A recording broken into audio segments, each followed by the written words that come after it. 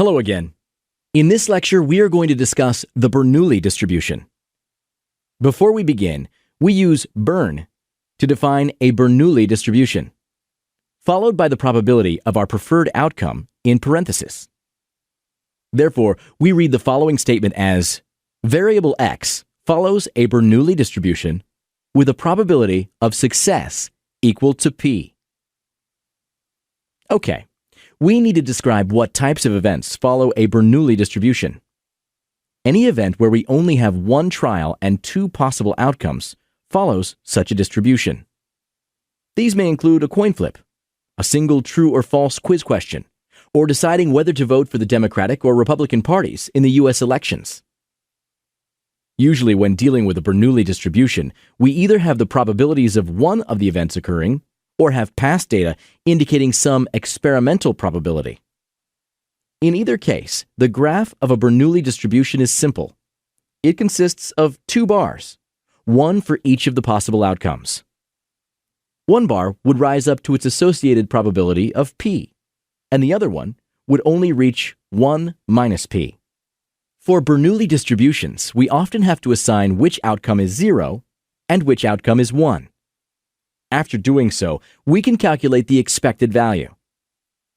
Bear in mind that depending on how we assign the 0 and the 1, our expected value will be equal to either p or 1 minus p. We usually denote the higher probability with p and the lower one with 1 minus p.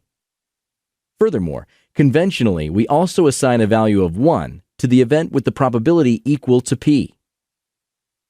That way, the expected value expresses the likelihood of the favored event.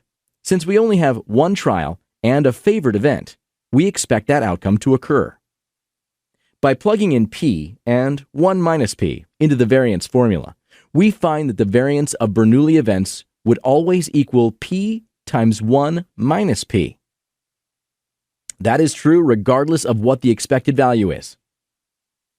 Here's the first instance where we observe how elegant the characteristics of some distributions are. Once again, we can calculate the variance and standard deviation using the formulas we defined earlier, but they bring us little value. For example, consider flipping an unfair coin.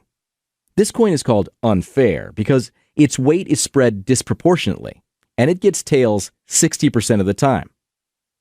We assign the outcome of tails to be 1 and p to equal 0.6.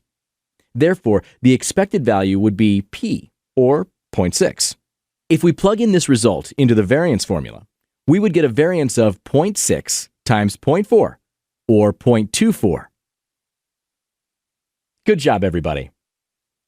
Sometimes, instead of wanting to know which of two outcomes is more probable, we want to know how often it would occur over several trials. In such cases, the outcomes follow a binomial distribution, and we will explore it further in the next lecture.